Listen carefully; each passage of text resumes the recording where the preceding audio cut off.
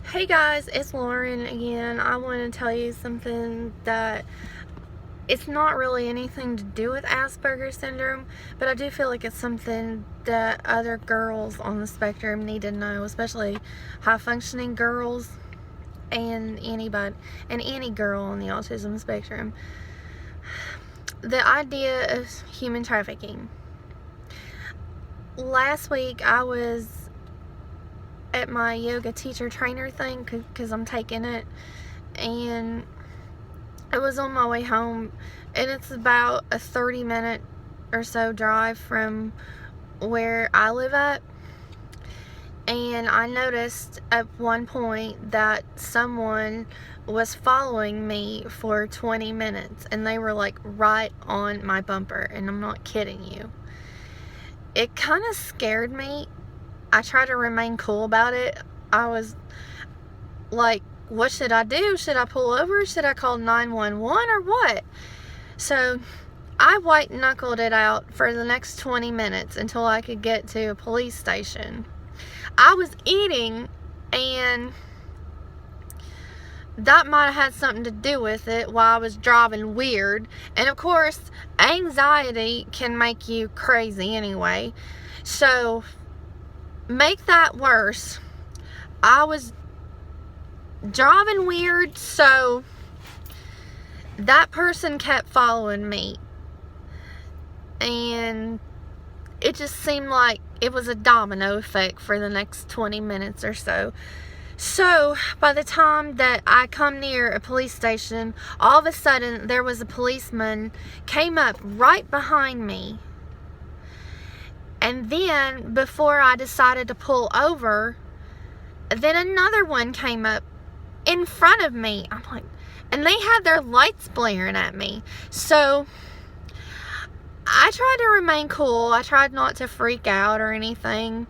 So I rolled down my window and I got out my license, and they were like, someone has been following you, and they reported you for drunk driving. I'm like, well, I was scared that they were human trafficking me, and that's why I was driving weird, because I kept looking in my rear view mirror to watch those so-called people that reported me for something that I didn't do.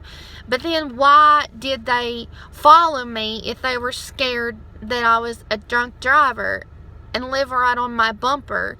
They should have pulled over and called 911, and instead of following me on my bumper and calling 911.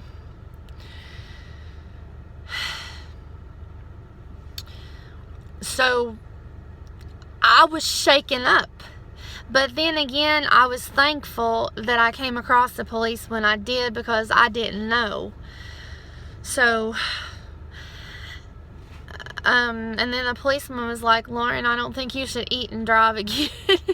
So he didn't give me a DUI, or I didn't get into any kind of trouble, and neither did that other person. So he was like, well, I'll let you go this time. I'm like, thanks. And I said, can you please keep an eye out for the weird asses out there? Sorry for my language. I was really shook up over it. I wanted to have a meltdown, but it's kind of like you didn't know what to do. So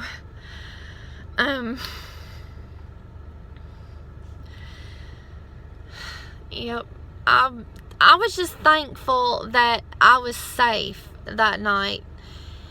And I can't help but think that that person might have called me in and reported me just to get out of their own trouble, because they could have been human traffickers to begin with.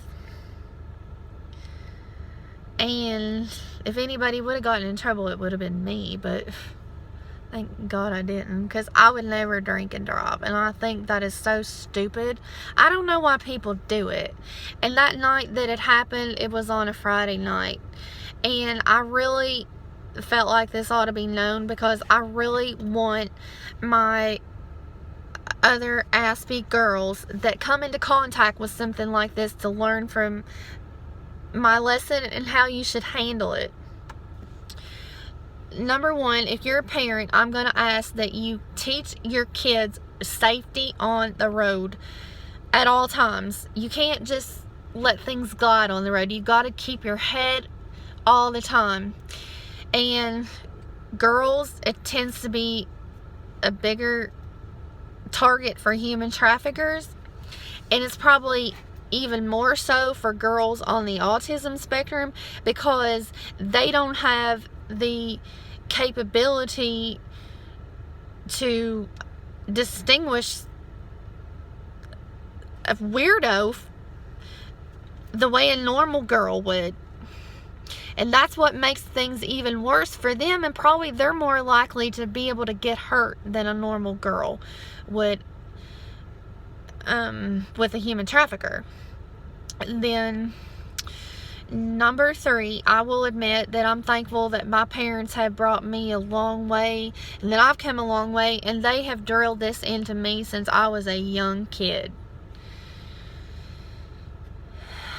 And if you guys have any questions or comments, just please leave it below. And pardon me for using bad language, and I would really appreciate if you guys did not use any negative comments. I just want to make things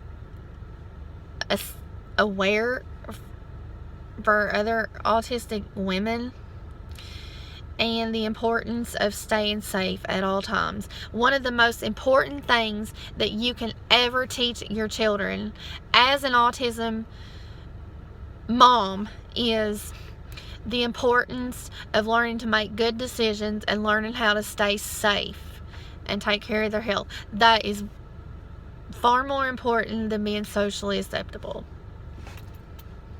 Thank you guys. Have a great day. And it's Easter week, and if I don't make any more videos before Easter of 2019, I want to say have a happy and blessed Easter. Thank you. Bye.